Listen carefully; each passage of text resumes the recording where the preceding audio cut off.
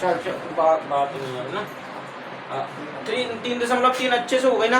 कौन सी एक्सरसाइज? 3.4। पहले 3.3 में कौन सा मेथड था? प्रतिस्थापन का। और 3.4 में कौन सा मेथड मिलेगा? विलोपन भी। ठीक है, नाम लिख देते हैं, विलोपन विधि। मतलब स्पेशली इसी के क्वेश्चन नहीं होता। ठीक है, किसके? विलोपन विधि के।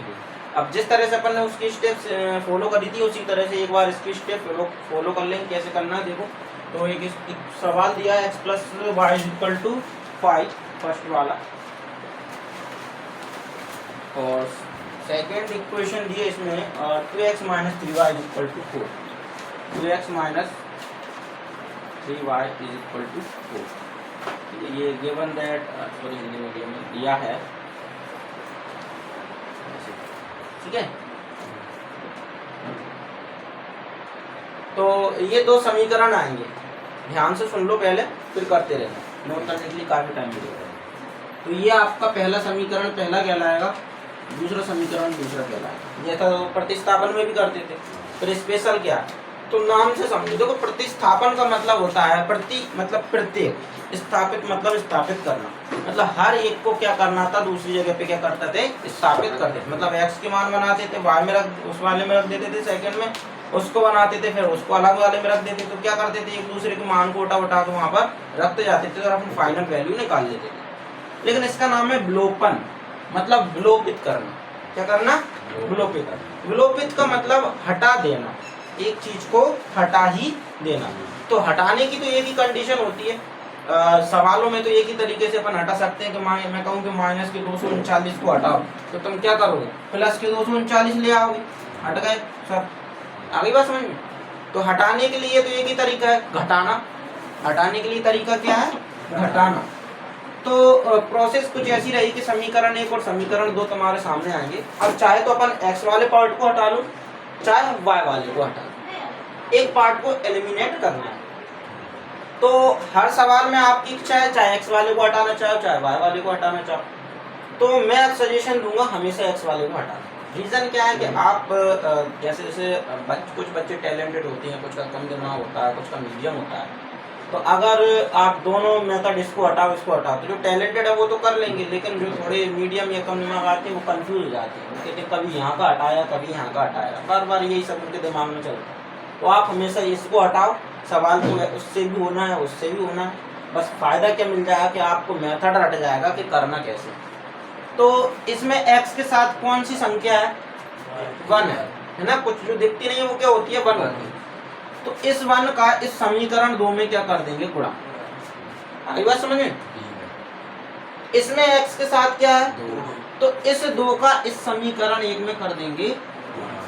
आगे बात समझ में। अब क्योंकि एक का लिखने की जरूरत तो नहीं है देखा जाए, लेकिन सवाल को देखने में अच्छा लगता है इसलिए अपन ने एक लिख दिया। तो लिखेंगे समीकरण 1 में 2 का तथा समीकरण 2 में 1 का गुणा करके घटाने पर। क्योंकि एलिमिनेट तो तभी होगी ना जब घटेंगी, तो पहले गुणा करेंगे फिर घटा देंगे। चलो गुणा करते हैं। 2 का गुणा x के साथ किया तो 2x, 2 का गुणा y के साथ किया तो, और 2 का गुणा 5 के साथ किया तो, 1 का करेंगे तो 2x 3y और 4। कोई दिक्कत होनी नहीं चाहिए यहाँ तक। अब अपन को क्या करना है? घटाना। लिखा ना घटाने पर। तो अपन जानते हैं, मैंने छोटी क्लास का बेसिक रूल होता है, जब एक इक्वेशन को एक इक्वेशन से घटाया जाता है तो जो सेकंड वाली इक्वेशन रहती है उसके साइन चेंज होते हैं। तो ये प्लस का ये काय का बन जाएगा, ये माइनस का ये काय का बनेगा, और ये प्लस का ये काय का बन जाएगा। प्लस के 2x माइनस के 2x गए, प्लस के 2y और प्लस के 3y, टोटल कितने y? और यहाँ देखा 10 में से माइनस के 4 गए तो y की वैल्यू कुछ इस तरह से आ गई 6/5। बॉक्स में पैक। अब ये y का मान उठा के किस में रखें? 1 में 2 में? अरे जहाँ मन वो वहाँ रखो, इसमें कोई रूल तो वहाँ भी नहीं था। तो लिख देते हैं, यहाँ आ रहा है ना, y का मान समीकरण 1 में रखने पर। तो समीकरण 1 क्या था, पहले वो नोट डाउन करेंगे, x प्लस वाई बराबर 5, यही था ना। x का मान तो कुछ है नहीं तो x ऐसे ही रहेगा, और y का मान क्या निकाला 6/5, तो ये लिख दिया 6/5 और बराबर में प्लस के 6/5 को दूसरी साइड फेंक दो, ये हो गए माइनस। अब एलसीएम लेके इसको सॉल्व कर देते हैं, इसके बटे में मान लिया 1, ठीक है। इसका गुणा इधर 25, इसका गुणा इधर नीचे का नीचे, 25 में से 6 गए बटे में, ये हो गया आपका। अतः करके लिख देंगे, अतः x बराबर 19/5 और y बराबर 6/5 दिए गए समीकरण के हल है या हल होंगे, ठीक है ना। अब क्वेश्चन ये आता है कि सर हमने तो सवाल कर लिया लेकिन हम कंफ्यूज हो जाते हैं कि जब ये प्रतिस्थापन विधि की और ये विलोपन विधि हम सही कर रहे हैं या गलत कर रहे हैं, हमें भी तो पता चलना चाहिए आंसर जो हम कर रहे हैं वो सही है या गलत। तो देखो ये जो वैल्यू निकली होती है ना, किसी भी एक इक्वेशन में उठा के रख दो और दोनों LHS RHS आपके इक्वल आते हैं तो आपका सवाल सही है। जैसे अपन अगर वेरिफिकेशन करें, इसका जांच बोलते हैं जैसे, तो ये जैसे इक्वेशन है, x का मान अपन ने बनाया था 19/5, y का मान बनाया 6/5 और बराबर में चल रहा 19 और 6 25 बटे और नीचे एक जैसी संख्या 5 बचा, यहाँ भी 5 यहाँ भी 5, दोनों साइड 5-5। इसका मतलब क्या है कि अपना सवाल बिल्कुल सही है और दोनों अलग अलग आ रहे हैं, इसका मतलब आपने कहीं ना कहीं मिस्टेक कर ली। कोई डाउट? अब इसको नोट कर लो जल्दी से ना।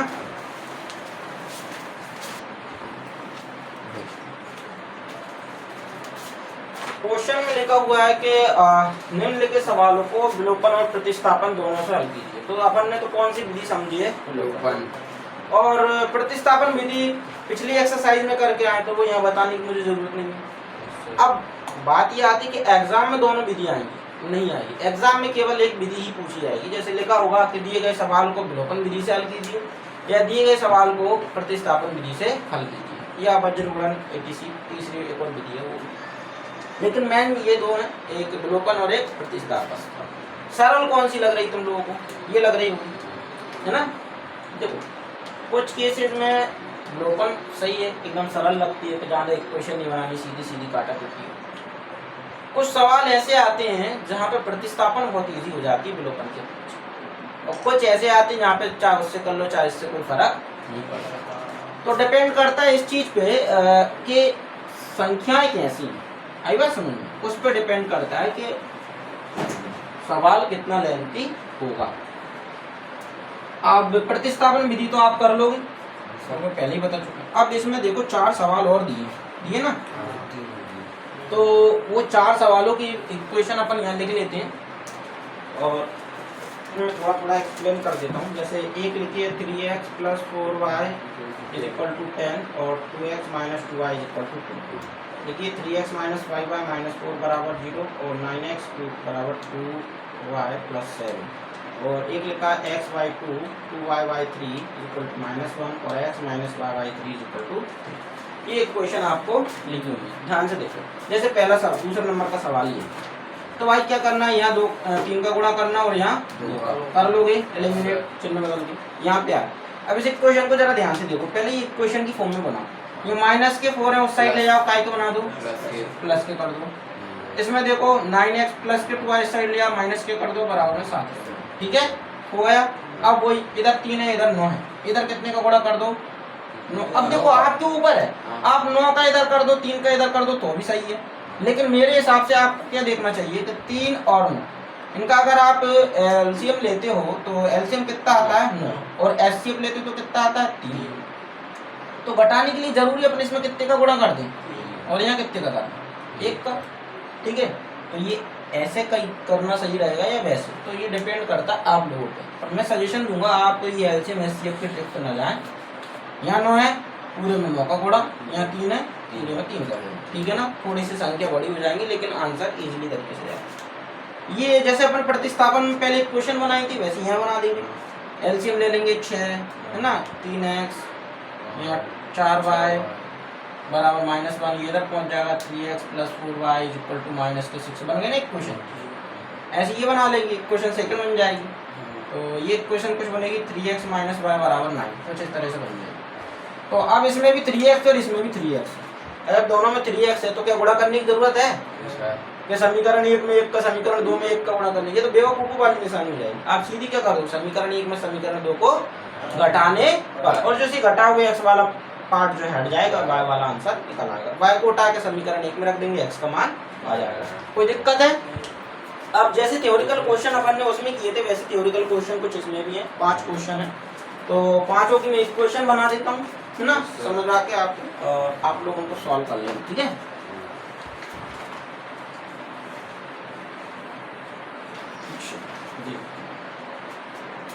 जैसे पहला सवाल है कि यदि हम अंश में 1 जोड़ दें और तथा हर में 1 घटा दें तो भिन्न 1 में बदल जाती है, और यदि हर में 1 जोड़ दें तो यह 1/2 हो जाती है। तो वह भिन्न क्या है?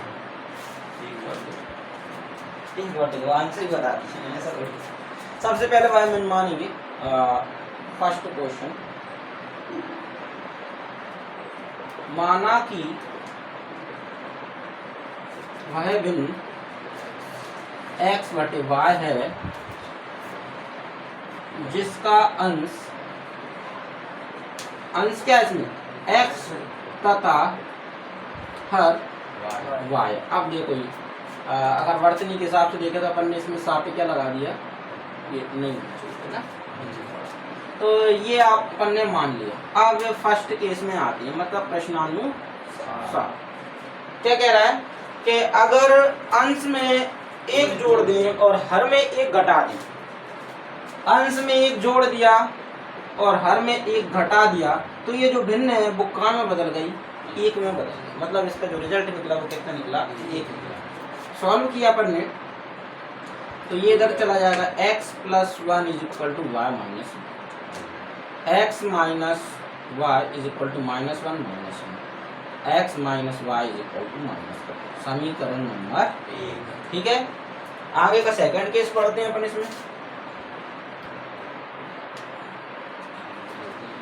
सेकंड केस में क्या बोला है कि यदि हर में 1 जोड़ दें तो वह 1/2 रह जाती है।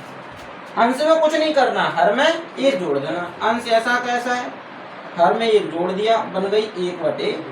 तो ये गुणा कर देते हैं, क्रॉस मल्टीप्लाई, 2 का इधर किया 2x और ये y + 1 इधर आते हैं, तो ये हो जाएगा आपका 2x - y = 1, समीकरण नंबर 2। चलो अब जरा ध्यान से,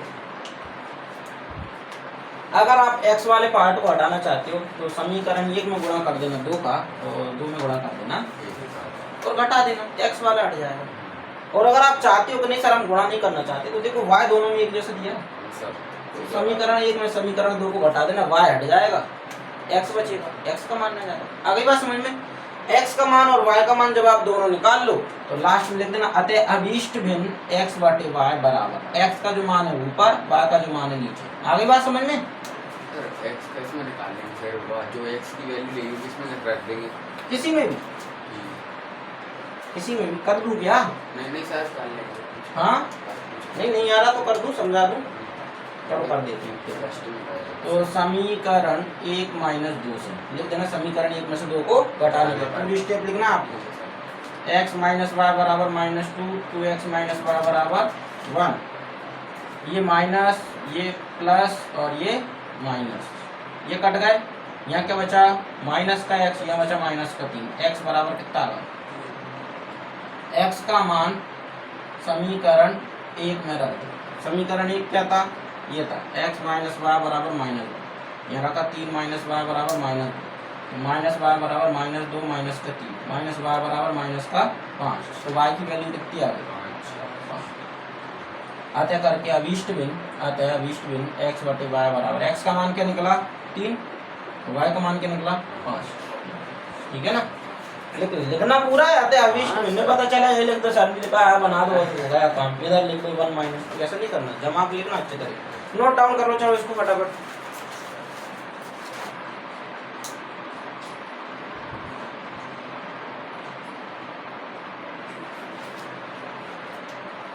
पाँच वर्ष पूर्व नूरू की आयु सोनू की तो सबसे पहली इंपॉर्टेंट चीज क्या है नूरी और सोनू दोनों की वर्तमान आयु पूछी है तो सबसे पहले वही मान लेंगे सेकंड क्वेश्चन माना कि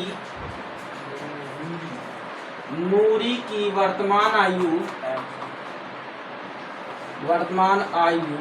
x वर्ष तथा सोनू की वर्तमान आयु y वर्ष ठीक है फर्स्ट केस में आते हैं प्रश्नानुसार क्या कह रहा है प्रश्न में कहता हूँ कि 5 वर्ष पूर्व नूरी की आयु सोनू की आयु की 3 गुनी थी अब 5 साल पहले की बात चल रही है तो 5 साल पहले इसकी आयु x-5 साल पहले इसकी आयु y-, नूरी की आयु सोनू की आयु की कितनी गुनी 3 गुनी अगर समझ सॉल्व कर देते हैं x minus Y 3y minus के 15 x माइनस 3y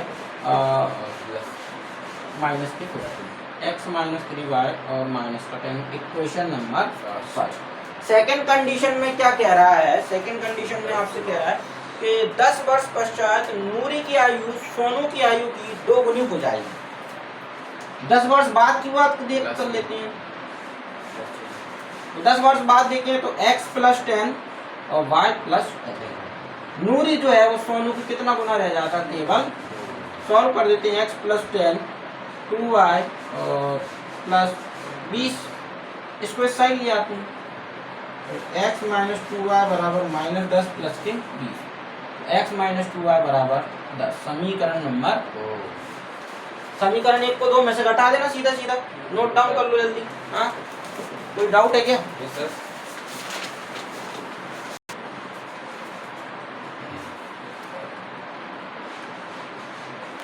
तीसरा क्वेश्चन है 2 अंकों की संख्या के अंकों का योग है इस संख्या को 2 गुना संख्या के अंकों को पलटने से बनी संख्या का 2 गुना है इस संख्या का 2 गुना 1 मिनट बुक देना है ना इसमें छप नहीं रहा है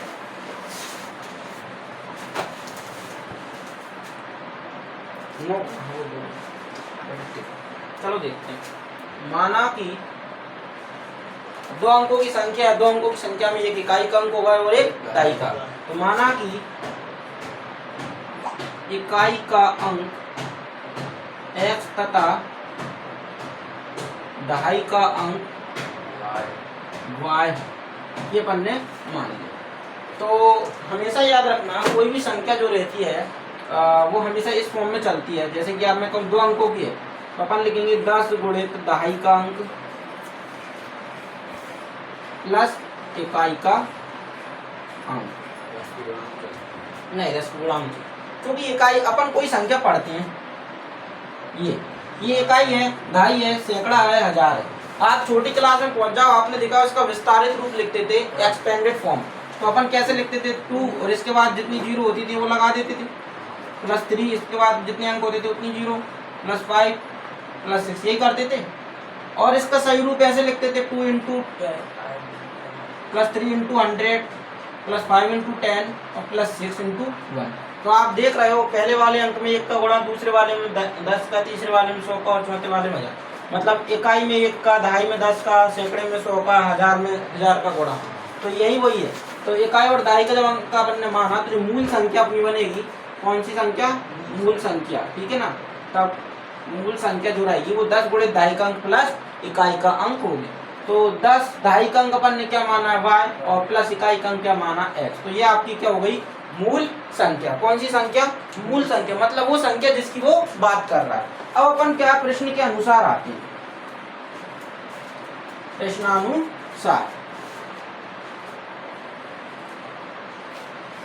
फर्स्ट केस लिखेंगे फर्स्ट केस वो कह रहा है ना कि दोनों अंकों का योग कितना है 9 है ये लगा ना तो x प्लस वाई बराबर कितना दिया है 9 समीकरण नंबर 1 ठीक है सेकेंड केस में क्या कह रहा है बता बोल दो। इस संख्या का 9 गुना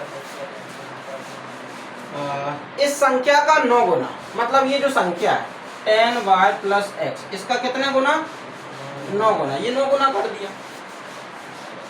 संख्या के अंकों को पलटने से बनी संख्या का, संख्या के अंक पलट दे। तो अंक पलट मतलब इकाई का अंक दहाई के स्थान पर, दहाई का अंक इकाई के स्थान पर। तो 10x प्लस वाई, ये अंकों को पलट दिया। तो मूल संख्या का 9 गुना अंकों को पलटने पर बनी संख्या का कितना है? 2 गुना है। तो ये अपन ने इसको 2 गुना कर दिया। अब यहाँ से अपन इसकी एक और इक्वेशन बना देते हैं। 90y प्लस 9x बराबर 20x प्लस 2y, है ना। इसको सॉल्व किया, 90y minus 2y minus 9x minus का 20x और बराबर में 0। 9x माइनस ये तो प्लस होगा, ये नहीं है। चलो अब 90 में से 2 गए, कितने बचे? 88y। और यहाँ कितने बचे? माइनस का 11x। अब 11 का भाग जा रहा है, 11 8 88, 8 बार गया। तो 11 एकम 11, 1 बार बराबर में। इसको अरेंज कर देते हैं अपन अगर, तो माइनस का x 8 बार बराबर 0। ये समीकरण नंबर आपका। अब समीकरण 1 और 2 में कुछ करना है क्या? आपको घटाना नहीं है, इसमें जोड़ना है समीकरण। क्यों? देखो, अगर आप जैसे समीकरण 2 को 1 में से, 1 को 2 में से घटाओगे तो चिन्ह बदलने पे ये माइनस हो जाएगा, फिर माइनस माइनस क्या बन जाएगा? प्लस। तो कटेगा नहीं। तो जब घटाते तो तब है जब बिल्कुल ही सेम हो। तो यहाँ सेम थोड़ी ना, यहाँ एक प्लस का और एक माइनस का, तो घटाने की जरूरत है नहीं। आप क्या कर दोगे? जोड़ दोगे। समीकरण 1 व 2 को क्या कर दोगे? समीकरण 1 प्लस लिख देना, समीकरण 1 व 2 को जोड़ने पर। तो समीकरण 1 ये था और समीकरण 2 ये अपने जोड़ दिया, तो ये कट गया क्योंकि जोड़ने पर कोई चिन्ह चेंज नहीं होते। 8y और 1y 9y बराबर 9। y का मान कितना आ जाएगा? अब y का मान उठा कहाँ रख देंगे? समीकरण 1 में रखने पर। समीकरण 1 जो था वो अपना क्या था? x प्लस वाई बराबर 9। x का मान कुछ नहीं है, y का मान बराबर 9। ये घट जाएगा तो x का मान कितना आ जाएगा? 8। x का मान कितना आ गया? 8। अब x का मान 8 आ चुका है, y का मान 1 आ चुका है। अतः अभिष्ट संख्या या कहेंगे मूल संख्या, अतः है मूल संख्या। अब मूल संख्या अपन ने क्या मानी थी? 10y plus x। मूल संख्या बराबर 10y प्लस x और 10 बराबर में चल रहा है 10 इंटू वाई की वैल्यू कितनी निकाली अपन ने? 1 प्लस x की वैल्यू क्या निकाली है? 8। तो 10 प्लस 8 टोटल कितना हुआ? 8। अतः अभिष्ट संख्या 18 है। आ गई बात समझ में? जल्दी जल्दी नोट करना क्योंकि टाइम की बहुत कमी है अपने पास। लिख देते हैं, इधर लिख लेना, इसमें क्या? यहाँ से समझ में नहीं आया तो कहाँ से आ रहा है? तो लिख देना दोनों पक्षों में 11 का भाग देने का। दोनों पक्षों में 11 का भाग देने पर। 11 का भाग इसमें दिया तो 8 बार गया, 11 का भाग इसमें दिया 1 बार गया, और 11 का 0 में देंगे 0 का 0 आना है। नोट करो जल्दी। और कुछ तो नहीं है दिक्कत?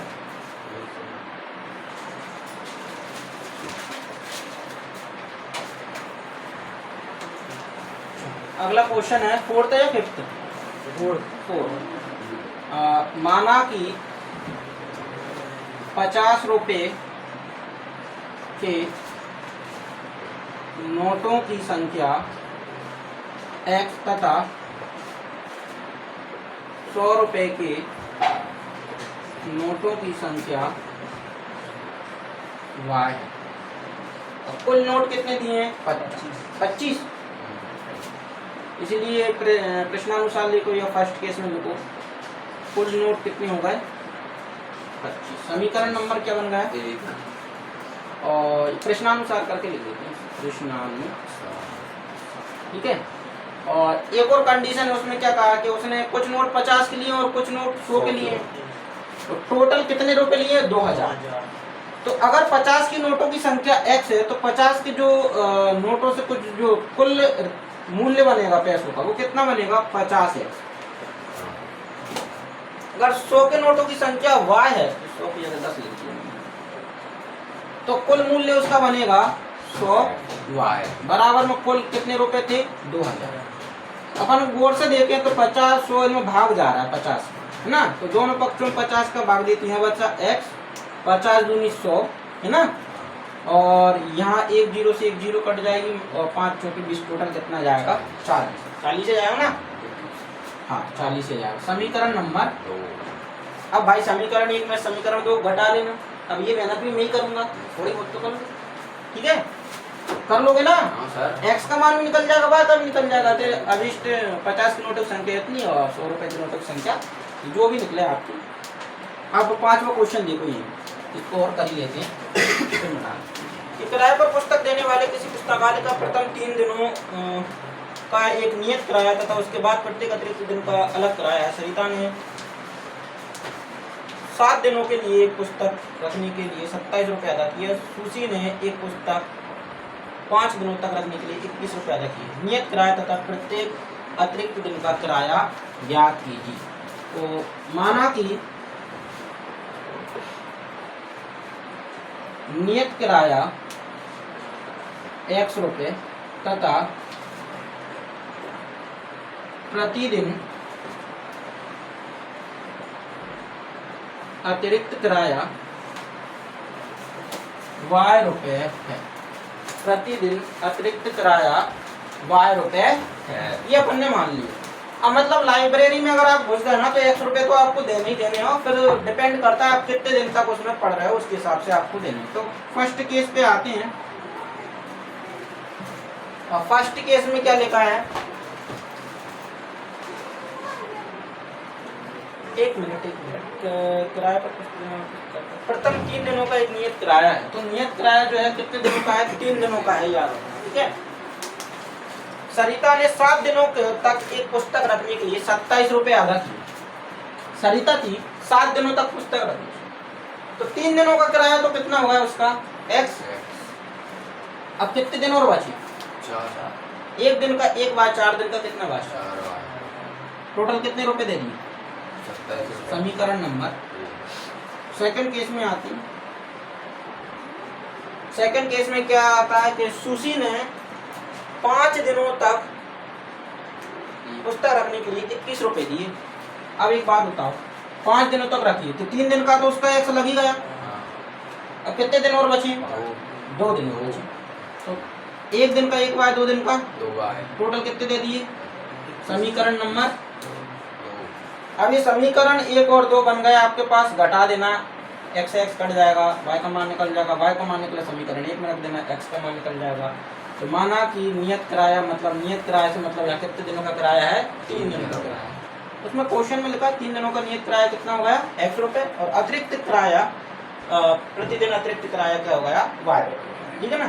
ये नोट डाउन कर लो और सवालों को अच्छे से घर पे करना। एक क्वेश्चन बना ली, अब सिर्फ सॉल्व करना, और विलोपन विधि अच्छे से आई गई होगी। हाँ सर, 3.4 भी स्वाहा हो गई। अब अच्छी बात यह है कि 3.3 और 3.4 एमपी बोर्ड के हो या एनसीईआरटी सीबीएसई कहीं के भी हो, ये दोनों मेथड में से एक मेथड आपके एग्जाम में आता जरूर है। और कितने मार्क्स का आएगा, 4 मार्क्स का आएगा, ये आ जाएगा, ठीक है ना। 4 नंबर का एक क्वेश्चन। ये दोनों विधि आपको अच्छे से आनी चाहिए, भले आपका पूरा जो 3rd चैप्टर है वो भले पूरा ना है इसके अलावा, लेकिन ये आना जरूरी है, ठीक है। चलो नोट कर लो, खत्म।